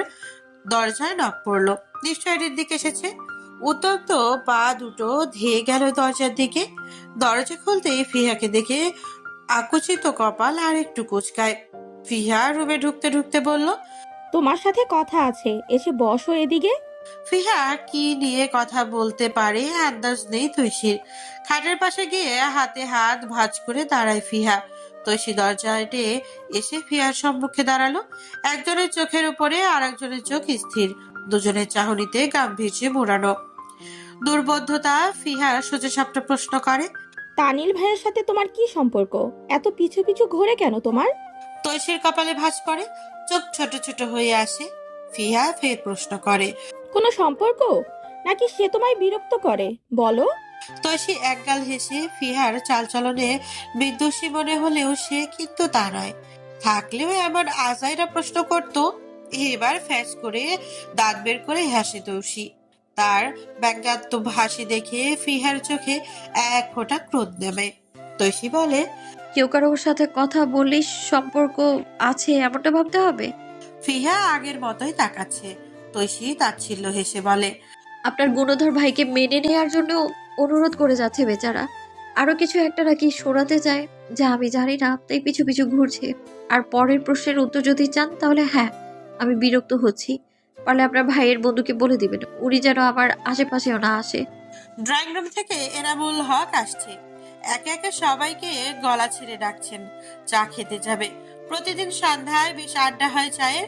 ফিহা তৈশীর দিকে তীক্ষ্ণ চোখে তাকাতে তাকাতে চলে গেল। এনামুল পালককে বলেছেন তৈশীকে নিয়ে যেতে। পালকের জোরাজোরিতে তৈশীও নিচে আসলো। ফিহা আর রূপসা একদিকে বসেছে, এনামুল হক তাদের সম্মুখে সোফায়, ওনার পাশে সৌমিকও। পালক আর চোখে সৌমিকের দিকে তাকাতে তাকাতে রূপসার পাশে বসলো। ওদের দুইজনের মধ্যকার জায়গার বেশি কিছুটা ফাঁকা। তৈশী পালকের পাশে বসলো। বিরক্ত হয়ে সে পালকের ওপর। এই মেয়েটা চায়ের কথা শুনেই পাগল হয়ে গেছে নিচে আসতে। সাথে তাকেও আনলো শুধু শুধু। কাজের মহিলা খালেদা বেগম টি টেবিলে চায়ের ট্রে রেখে চলে গেলেন। ফিহা একে একে সবাইকে চা দিতে লাগলে। তৈশী নিজেরটা নিজেই নিল। ফিহা তার চা নিয়ে সোফায় বসলো। ক্ষীণ চোখে তৈশীর দিকে তাকিয়ে চায় চুমুক দিল। তৈশী ফিহার দিকে তাকালেই না, পালক তার বিপরীত থেকে বসে থাকা শ্রমিকের দিকে একটু পরপর তাকাচ্ছে। শ্রমিকের চোখ ফোনের দিকে, একবারের জন্য চোখ তুলে তাকায়নি। কষ্টগুলো গলা টিপে ধরলো। দুপুরে ওই ঘটনার পর আর একবারও শ্রমিক দেখেনি। এখন দেখা হলো তো চোখ তুলেও তাকাচ্ছে না। আর চোখেও কি একবার তাকানো যায় না? মায়ার ডোরে বেঁধে চিত্ত বেহায়া অনুভূতি জাগিয়ে এখন শ্রমিক এমন করছে কেন? পালকের কষ্ট আরো বেড়ে গেল। শ্রমিকের হাতের দিকে তাকিয়ে, এই ফোনটা তো শ্রমিকের কাছে এখনো। দেখছে যখন শ্রমিক তাদের বাড়িতে ছিল, এই তো এই ফোনটাই। তাহলে ফোন হারানোর কথা মিথ্যে ছিল। গলা দিয়ে না নামলেও চাটুকু গিলতে লাগে পালক। সবার চা শেষ হওয়ার আগেই দুইজন মহিলা এসে ঘরে ঢুকে যান। তৈশী ওনাদের চিনতে পারলো। তাদের গ্রামের মহিলা এরা দুজন। ফিয়া চায়ে চুমুক দিতে দিতে মহিলা দুজনের পায়ের দিকে তাকালো। একে তো অনুমতি ছাড়া ঢুকেছে, তার উপর জুতো পায়ে। ভদ্রতা বজায় রাখতে কি না বলে চুপ রইল। এনামুল ওনাদের চা দেওয়ার কথা বলে উঠে চলে যান। শ্রমিকও চলে গেল তার বাবার পিছু পিছু। শেফালি বেগম এসে মহিলাদের পাশে বসেন। একটি মহিলা তৈশীদের দিকে নাক ছিটকে তাকিয়ে বলল, আচ্ছা ভাবি, তোমার পোলার লগে ইমরুল ভাইয়ের মাইয়ের বিয়ে দিছ, কথা কি হাসা? শেফালি ভ্রু কুচকে নিলেন। পালক তৈশীকে ইশারা দিল চলে যেতে। তৈশী শান্ত চোখে ক্রুদ্ধ নিয়ে তাকায়। সে কি ওনাদের ভয় পায় যে ওনাদের চোখে দেখে চলে যাবে? ফিহার প্রচন্ড রাগ হলো। বাইরের লোক তার পরিবার নিয়ে কথা বলবে তার মেজাজ খারাপ হয়ে যায়। তৈশীকে তার পছন্দ করুক বা না করুক, অন্যরা কেন এই নিয়ে কথা বলবে?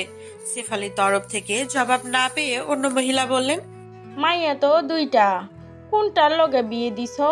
ফিহা বলল, তৈশীর সাথে দিছে। আপনাদের কোনো সমস্যা? এই মাইয়া তুমি কথা কও কেন? তোমার মায়ের লগে কথা কইতেছি। আমার মায়ের সাথে বলেন আর আমার সাথে আমার ফ্যামিলি নিয়েই কথা বলছেন। আমার ফ্যামিলির জবাব আমি দেব না? শেফালি চোখ গরম করে তাকালেন, ভিয়া পাত্তা দিল না। প্রথমে কথা বলা মহিলাটি আবারও বলল, ঋত্বিক, পোলাটা কত সুন্দর মানুষ, একদম নায়কের লাহান। আর আপনারা এই মাইয়ার লগে বিয়া দিছেন, যে মাইয়ার জেল খাইটা আইছে। একবারও তো পোলাইয়ার গেছিল। কেমনে কাম করলেন ভাবি? তৈশি আর চুপ থাকতে পারল না, চড়া গলায় বলে উঠল, হ্যাঁ, পালিয়ে গিয়েছিলাম, জেলেও ছিলাম, এই ঘরে বিয়েও হয়েছে। তো কি হয়েছে? আপনার পাতের ভাতে ছাই পড়লো কেন? আপনার মেয়েকে বিয়ে দেবেন? গায়ে দেখতেছি খুব ঝাল, সত্য কইলে সেইটা যাও, মিথ্যা কিছু কইতাছি। পলাইয়া গেছিলা এইটা গ্রামের সকল মাইনসে জানে। মানুষ মারছো, জেল গেছো, এইটা 10 গ্রামের লোক জানে। আর জেলে পুলিশ তোমার লগে কিছু করে নাই, সতীর্থ খইয়াইছো, আবার বড় গলায় কথা কও। তৈশি চল শক্ত হয়ে আসে, রক্তিম চোখ দুটো চিকচিক করে ওঠে। ঋত্বিক বাহির থেকে এসে মাত্র সদর দরজায় পা রাখলো, তখনই তৈশির গর্জন দিয়ে উঠল, এক্ষুনি এই মুহূর্তে আপনারা এই বাড়ি থেকে বেরিয়ে যাবেন, নয়তো ঘাট ধাক্কা দিয়ে বের করতে বাধ্য হব। শেফালি ধমক দিয়ে বললেন, এই মেয়ে, ভদ্রভাবে কথা বলো। এটা তোমার বাপের ঘর না যে তুমি মানুষের বের করে দিবে। তৈশি দাঁতে দাঁত চেপে বলল, এটা আপনারও বাপের ঘর না। এটা যেমন আপনার স্বামীর বাড়ি, আমারও স্বামীর বাড়ি। যতটুকু অধিকার আপনার আছে ততটুকু অধিকার আমারও আছে। তাই আমি আমার স্বামীর বাড়িতে কাকে রাখবো না সেটা আমিই ঠিক করব। তারপর ওই মহিলাদের দিকে তাকিয়ে আগে ফুঁসতে ফুঁসতে বলে, কি বলি, কথা কানা যায় না নাকি ধাক্কা দিয়ে বের করে দিব? ভেঙচি কেটে মহিলা দুটো চলে যেতে লাগে। তৈশি আর দাঁড়ায় না, দ্রুত পায়ে চলে যায় উপরে, আর পিছু পিছু যায় পালকও। ঋত্বিক ততক্ষণে ভেতরে চলে এসেছে। ফিহা তার ভাইকে খেয়াল না করেই বলল, তোমার লজ্জা করে না? তোমার ছেলের বউকে তোমার সামনে বসে কেউ এত বড় বড় কথা বলে আর তুমি কান পেতে শোনো? তুই চুপ থাক, কারো চামচামি করতে হবে না তোকে। আমি কারো চামচামি করছি না মা। ও যতদিন ভাইয়ার বউ হিসাবে থাকবে ততদিন ও এই বাড়ির ইজ্জত, আর এটা তোমাকে মানতেই হবে। এমন মেয়ের আবার ইজ্জত? ইজ্জত কাকে বলে চেনে কিনা জিজ্ঞেস করিস? তোমার থেকে যথেষ্ট ভালো চিনে বলে মনে হচ্ছে মা। শেফালির রাগ দমাতে না পেরে ঠাসিয়ে থাপ্পড় দেন মেয়েকে। ঋত্বিক থাপ্পড় আটকাতে ছুটে আসে তীরের মতো, তবু আটকাতে পারে না। সে আক্রোশে ফেটে ওঠে, আম্মা, তোমাকে নিষেধ করেছিলাম না ফিয়ার গায়ে হাত তুলবে না, আর কখনো ওর গায়ে হাত তুললে খুব খারাপ হবে। শেফালি ধমক দিয়ে বললেন, তুই চুপ থাক, তোর জন্যই আজ এমন দিন এসেছে। এই নষ্টা মেয়ে। মায়ের কথা শেষ হওয়ার আগেই ঋত্বিক কথা টেনে নিয়ে উগ্র কণ্ঠে চেঁচিয়ে ওঠে, নষ্ট বলবো না, ও আমার স্ত্রী, সম্মান দিয়ে কথা বলো, নয়তো আমিও তোমাকে সম্মান করতে ভুলে যাব। শেফালি রাগে গিজগিজ করছেন, ওই মেয়ের জন্য আমাকে সম্মান করবি না বলছিস? তোর সম্মানের কোনো প্রয়োজন নেই আমার, তোর মতো ছেলেরও প্রয়োজন নেই। মরে যা তুই, মরে যা। তুই তো আমার জন্য মরেই গেছিস ওই দিন, যেদিন তুই ওই মেয়ের জন্য বাসা ছেড়ে ছেড়ে চলে এসেছিস। আমার কাছে তুই মৃত, বুঝলি? একসাথে বলা এতগুলো কথার মধ্যে মৃত শব্দটা ঋত্বিকের একদম কলিজায় এসে লাগলো। এই মাকে মৃত দেখতে চায় না বলে জীবনে কত কিছু সহ্য করেছে সে, আর এখন ওনার কাছে সে নিজেই মৃত। কিছু না বলে শুধু একটা ঢোক গিলল সে, যেন কষ্টটুকু গিলে নিল। শান্ত চোখে তাকিয়ে রইল মায়ের মুখপানে, তারপর গলায় বাঁধা কাঁটাটা চেপে বলল, ঠিক আছে, আমি মৃতই। যারা জীবিত আছে অন্তত তাদের বাঁচতে দাও। যতটা আমার সাথে করেছ ততটা যদি আমার ভাই বোন বা স্ত্রীর সাথে করো, তাহলে তোমার মৃত ছেলে জীবিত হয়ে উঠবে আম্মা। কথাগুলো বলে চলে গেল ঋত্বিক। ফিহা জল ভরা ঘৃণিত চোখে মায়ের দিকে তাকিয়ে বলল, তুমি মা? ছি। ফিহা চলে গেল। শেফালি দমে গেলেন, ধপ করে বসে পড়লেন সোফায়। রাগের মাথায় কি বলে দিলেন ঋত্বিককে। চোখ বন্ধ করে মনে মনে আল্লাহর কাছে হাজারি করে বললেন, ই আল্লাহ, ক্ষমা করো, যা বলেছি তা মুছে নাও আল্লাহ। আমার ছেলেকে নিয়ে খায়াত দান করো। ঋত্বিক রুমে ঢুকে দেখলো লাইট অফ করা। লাইটের সুইচ টিপে চোখে পড়লো খাটে হেলান দিয়ে বসে আছে তৈশি। হাঁটু ভাঁজ করে হাঁটুতে মুখ গুজে আছে সে। দরজায় এটে এসে হাতের ব্যাগগুলো খাটের উপরে রাখলো। পকেট থেকে ওয়ালেট আর গাড়ির চাবি সাইডে বক্সের উপরে রাখে। তৈশি ক্রমান্বয়ে নাক টানছে, ফ্যাস ফ্যাস শব্দ করে থেমে থেমে শ্বাস ছাড়ছে, আবার শ্বাস নিচ্ছে। তৈশি কাঁদছে। সে তো এমনি এমনি কাদার মেয়ে না। ওই মহিলাগুলোকে খুব বাজে কিছু বলেছে। নিজের অজান্তেই হাতটা চলে যায় তৈশির মাথার উপর। হাঁটু থেকে মুখ তুলে তাকায় তৈশি। জলসিক্ত চোখে কোনো রাগ দেখা যাচ্ছে না, কোনো কর্কশতা নেই, আছে শুধু চেপে যাওয়া আর্তনাদ, চোখের গভীরে ডুবে যাওয়া অসহায়ত্ব। হৃদ্দিকের চেহারায় কেমন বিষণ্ণতা ফুটে উঠল। ভালোবাসার মানুষের কান্না সহ্য করা নির্ধারণ ক্ষমতা নেই তার। তৈশি হৃদ্দিকের চোখে চোখ রেখে আছে। মেয়েটা যেন নিজের সত্তা ভুলে গেছে। থুতনি কাঁপিয়ে সে বলে উঠল, 1000 বার খুনি বলুক, 1000 বার বলুক আমি কলঙ্কিত, আমার কষ্ট হয় না, কিন্তু আমার সতীত্ব নিয়ে কথা বলার সাহস ওদের কে দেয়? আমি পুলিশের কাছে সতীত্ব খুঁয়ে এসেছি, এত বড় অপবাদ দেয় আমার? কিঞ্চিত শব্দ করে ডুকরে কাঁদলো তৈশি। হৃদ্দিকের শীতল চোখে অগ্নিরূপ ধারণ করে। ওখানে তৈশিকে এসে বলছে। হৃদ্দিক জল শক্ত করে বলে। ওই মহিলারা তুমি এসব বলেছে? তৈশি জবাব না দিয়ে তার মতোই ভুলে যায়। আপনি আমাকে এমন একটা জীবন দিলেন যে জীবনের কোনো কিনার নেই, আবেগ নেই, সম্মান নেই, আরো কত কি যে নেই। এই তেতো স্বাদ নিয়ে বাঁচতে কষ্ট হয় আমার। গলায় বাঁধানো বিষাক্ত কাঁটা কিছুতেই সরাতে পারি না, বুকে ব্যথা হয়, কলিজা পুড়ে যায়। এত অপমান, এত ঘৃণা, এত কষ্ট কই রাখবো আমি? এমন জীবন আমাকে কেন দিলেন? খুব কি ক্ষতি করেছিলাম আমি আপনার? হৃদ্দিক নিশ্চুপ, কিছু বলার ভাষা নেই তার। রাগ, কষ্টে, যন্ত্রণায় গলা চেপে ধরেছে। সে কিভাবে তৈশিকে বোঝাবে? তারও বুকে ব্যথা হয়, কলিজা পড়ে, সেও কাঁদে।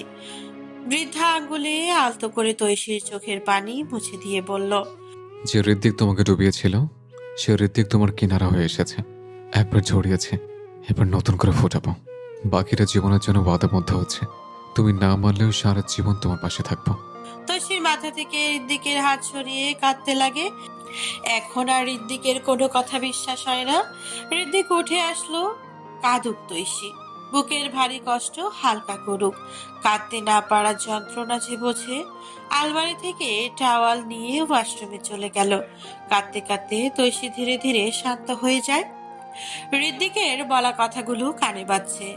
এত কষ্টের মাঝেও হৃদ্দিকের আচরণে সে আরো দ্বিগুণ কষ্ট পায়। হৃদ্দিক কি জানে তার আচরণে দিন দিন তৈশিকে তার প্রতি দুর্বল করে তুলছে? যদি ভালো না বাসে তো নতুন করে পুরানোর ফন্দি কেন আসছে? ভালোবাসা থাকলে তো একবার না একবার ক্ষমা চাইতো, তৈশিকে বলতো সে অনুতপ্ত। কিন্তু কই, সে তো আজও এসব বলেনি। তৈশি চোখের জল মুছে বসলো। এখান থেকে যাওয়া লাগবে। হৃদ্দিকের কাছাকাছি থাকলে আরো হৃদ্দিক তাকে চুরমার করে দেবে।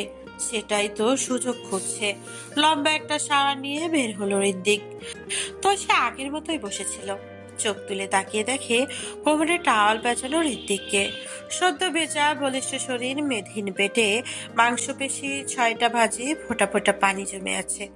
তৈশির চোখ পড়তেই তার শরীর কেমন শিরশির করে উঠল। দ্রুত চোখ নামিয়ে নেয় সে। হৃদ্দিক চুল মুছতে মুছতে আয়নার সামনে দাঁড়ায়। আর চোখে একবার তৈশিকে খেয়াল করলো। দেখলো মন থেকে কিছুক্ষণ আগে কষ্ট এখনো মুছে না গেলেও বাহিরটা স্বাভাবিক রাখলো সে। তৈশি চুপ থাকাটা মেনে নিতে পারে না হৃদ্দিক। আয়নায় নিজেকে দেখতে দেখতে তৈশিকে বলল, সেই কখন এলাম, কেউ একটু পানিও খেতে দিল না। 1 কাপ চা বা কফি হবে ম্যাডাম? তৈশির বিমুখ চেহারা ভ্রুক্ষেপহীন। আয়নায় তাকিয়ে চুল এদিক ওদিক করতে করতেই হৃদ্দিক বলল, তোমার স্বামীর বাড়ি আছে, তুমি না খাওয়ালে তো আমার মতো অধমের উপোস থাকা ছাড়া কোনো কথাই নেই। যতই হোক তোমার স্বামীর বাড়ি বলে কথা। তৈশির দুটি ভ্রুর মধ্যাংশে ভাঁজ পড়ে। ড্রয়িং রুমের শেফালিকে আমার স্বামীর বাড়ি বলে যে কথা বলেছিল, হৃদ্দিক কি এটা নিয়ে তাকে খোঁচা দিল? ওয়ার্ড্রোপের উপর থেকে দুটো ব্যাগ এনে তৈশির পাশে রেখে বলল, আপাতত আমার চয়েস দিয়ে চালিয়ে দাও, 2-3 দিন পরেই তুমি নিজে নিয়ে আসবে। তৈশি ব্যাগের দিকে তাকিয়ে দেখলো ব্যাগের ভেতরে কাপড় দেখা যাচ্ছে। তার মানে হৃদ্দিক তার জন্য ড্রেস নিয়ে এসেছে। তাও বলছে 2-3 পর তৈশি যাবে। একে তো কষ্টের ভেতরে ফেটে যাচ্ছে। তার উপর ঋদ্ধিকের এমন ফাজলামো। সে বসা থেকে উঠে তেড়ে এসে বলল, 2-3 দিন পর মানে কি? কালই আপনি আমাকে দিয়ে আসবেন। কি বলে এনেছেন ভুলে গেছেন? ঋদ্ধিক আলমারি থেকে নিজের জামা কাপড় বের করতে করতে বলল, ভুলবো কেন? যতদিন আমি দেশে আছি ততদিন তুমি আমার সাথেই থাকবা। আমার সেবা যত্ন দরকার আছে না? তৈশী চিবিয়ে চিবিয়ে বলল। মগের মুলুক পেয়েছেন? ধরো, যা খুশি তাই। তৈশীর মুখ বন্ধ করে রাগ দমায়। সে বলে, একদিনের কথা বলে নিয়ে এসে এখন নাটক করছেন? এসবের জন্যই নিয়ে এসছেন আমায়? কথার পিঠে জবাব না দিয়ে অন্য সুযোগ লুটে ঋত্বিক চট করে তৈশীর সাথে অভদ্রতা করে বসলো। মিনিট খানেক পরে ছেড়ে দিয়ে বলল, এসবের জন্য বলেই জামা নিয়ে বড় বড় পা ফেলে চলে গেল ওয়াশরুমে। তৈশী ঠায় দাঁড়িয়ে রইল। অদ্ভুত ভাবে তার অঙ্গ জুড়েই আজ শিহরণ বইছে, নিঃশ্বাস ভারী লাগছে। এখনো মনে হচ্ছে ওষ্ঠধয়ে লেগে আছে ঋত্বিকের গভীর ছোঁয়া। ঋত্বিক রেশ কাটাতে ছাদে গেল। ঋত্বিকের বাড়ি বাজারের পাশে হওয়ায় গাড়ির লাইট আর মাথা উঁচু করে দাঁড়ানো বাতির আলোয় ছাদের ডান দিকটা স্পষ্ট দেখা যায়। বাম দিকে একটু অন্ধকার, রাস্তা থেকে কিছুই দেখা যায় না। পালক বাম দিকে যাওয়ার জন্য পা বাড়ালো। এমন সময় কানে আসলো কারো হাসির শব্দ।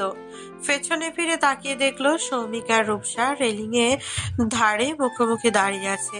পালকের হৃৎপিণ্ড নোনা ব্যথায় কেঁপে ওঠে। হাসতে হাসতে রূপসা সৌমিকের বাহুতে চাপড় মারে। সৌমিক বলে, এতটা নির্লজ্জ হলে হবে না কিন্তু। তুই মেয়ে মানুষ, তুই লজ্জায় নিভে যাবি। তুই কেন নির্লজ্জের মতন কথা বলবি? পালকের বুকটা ভারী হয়ে আসে, কান্না ঠেলায় কেঁপে ওঠে ঠোঁট। সৌমিক শুধু তার বেলায় এত উদাসীন, রূপসার সাথে তো ঠিকই হাসছে, আর তাকে চোখ তুলে দেখার মতো সময়ই নেই। এতটা ইগনোর করছে তাকে। পালক চলে যেতে চায়। যে মানুষটা তাকে পাত্তাই দিচ্ছে না তার কাছে নিজেকে ছোট করবে না। পালক, সৌমিকের ডাক শুনে থেমে যায় পালক। নিজেকে সংযত করে, না যাবে না সে।